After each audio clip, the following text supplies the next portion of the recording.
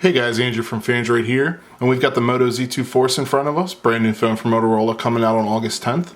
We wanted to get you guys ready for when it does come out by showing you some first things that you should do after you get the device. The first thing we're going to look at when setting up your phone for the first time is the fingerprint sensor. Obviously I already have mine set up, but I'll show you the settings that you need to access if you ever need to go back into the settings. So just open your settings app, scroll down to security. Fingerprint, there's a section for fingerprint, tap that. You're going to need to put your PIN number in, and then you can see here, I have one already, and you just add the fingerprint, and then it will just read the fingerprint from the sensor below. The next thing we're going to want to do is clear up some status bar space. Out of the box, you can see up at the top here, there's a little carrier logo, and we want to get rid of that just to have more space for notifications, because yes, I get a lot of notifications and like having as much space as possible. So to do that, let's go back into the settings app.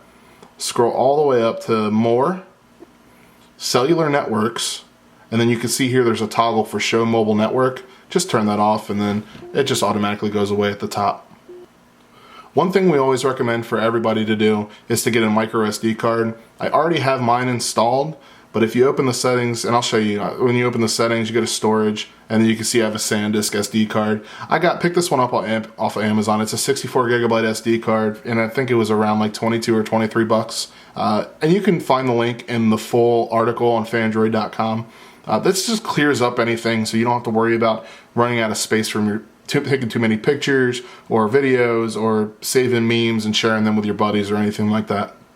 Speaking of storage, the Moto Z2 Force has the ability to shoot in 4K UHD, and we want to be able to take advantage of that when we need to. But if you need to save some space or don't really need to shoot in 4K all the time, I'm going to show you real quick how to get out of that. So what you want to do is you want to open the camera app.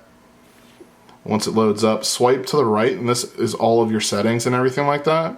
Then you go down here to video. I have it automatically set to 4K Ultra HD, recording at 30 FPS. But if you wanted to change that, you just tap it and then select the option that you wanted to, whether you wanted to do full HD at 1080p with 60 FPS or 30 FPS, or if you even wanted to go down to something like VGA. I don't know why you'd want to do that, but it's a possibility. So just tap whichever one you want to tap. It changes automatically, and then you can just shoot as much as you want to. As you all know, the Moto Z2 Force has the Snapdragon 835 processor in it, which is already fast. It's the fastest one available on the market. It's in all the flagships like the Galaxy S8 and the HTC U11, and it's also included here on the Z2 Force. But one thing we like to do with all of our phones is to get rid of those slow animations. And in order to do so, there's a little secret menu that you have to access, and I'll show you real quick how to do that. So just open up the settings app, scroll all the way down to About Phone. Then you want to scroll down again to the build number at the bottom here. You want to tap it 7 times. It's not going to show up. It'll just say, no need, you're already a developer for me because I already have it. Once that's done, you just hit back, and you'll see above the System UI Tuner the developer options. Open that up, and you want to scroll down until you see the transition animation scale, window animation scale, and the animator duration scale. We don't recommend turning these off altogether because it'll be a weird experience, but it's automatically set at 1x, and I just always set mine to 0.5x, and it makes for a much faster experience while I'm using my devices. The next thing we want to show you guys is how to set up Do Not Disturb mode. This one is absolutely great, especially if you have problems waking up at every random notification throughout the night. It's really easy to set up too. So let's head into settings, scroll down to sound, open up the Do Not Disturb section, and then you can see 3 different subsections here. Block visual disturbances, which is automatically set to off. That just makes it so that your screen won't turn on at all if you have this turned on during your Do Not Disturb time period. The automatic rules, you can set it up for weekends, weeknights, or an event. And then the priority only allows, I know I'm doing this in reverse here, but the priority only allows gives you the more fine-grained information and then fine-grained controls. Like messages, you can select from anyone, from contacts only, from starred contacts, or none. Calls, same deal, anyone, contacts, or starred contacts. And then the last option here is repeat callers. So if someone calls a second time within a 15-minute period, it'll allow the call to come through. But you don't have to set that. It doesn't allow you to set it for any specific person. It's just any number that calls you twice in a 15-minute period. It'll just automatically bypass the Do Not Disturb mode. But Do Not Disturb is definitely, we recommend setting it up all the time for every device, just so you can sleep through the night without any issues. Arguably one of the best features of Motorola phones over the last few years has been the addition of the Moto app. This gives you fine-tuned control over the various settings and gestures that you can perform on Motorola devices, and it's of course back again with the Moto Z2 Force, so let's pop into there and see what's going on. From here you see three subsections: Moto Actions, Moto Display, and Moto Voice. Moto Actions is the first one we're going to take a look at.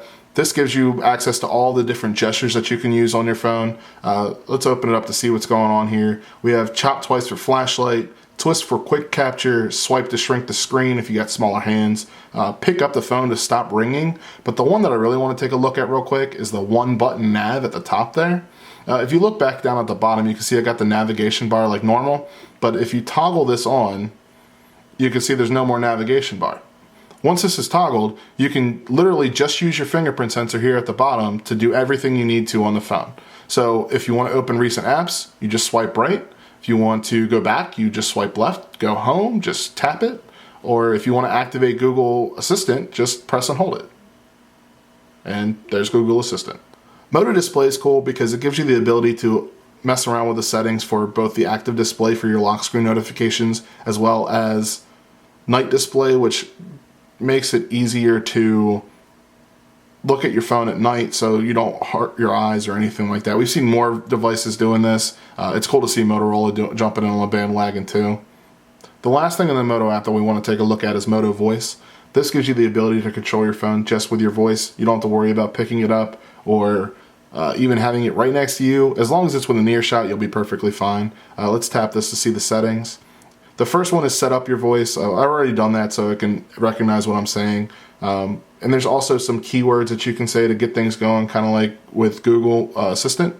The next one is Talk to Me, which announces your calls and text messages out loud, but you can choose when and where that's a okay situation. Bypass security lock. That way if your Moto Z2 Force recognizes your voice, it'll authenticate it and automatically open things up. And then more settings below. Once you get the voice set up, there's a cool option here. Let's see if I can get it to work. Show me Chrome. And as you can see here, just using that voice action, it automatically opens up Chrome. You can do that for a bunch of different apps and things like that. You can say, show me my calendar, all of those different things, and it'll automatically show up for you. Last but not least, we want to recommend that everybody download the Forms for Android app. This one is pretty cool. Once you open it up for the first time, it'll automatically detect your device and then you'll be thrown into the forums. That way you can ask any questions or see what's going on with other users of your device, as well as Android users in general. There's the forums here. I have the Moto Z2 Force starred for quick access, but you can see it recognizes the different apps and the different users that are in there. So you can ask any questions and one of us or even community members will be sure to answer any of the questions that you have with no problems at all.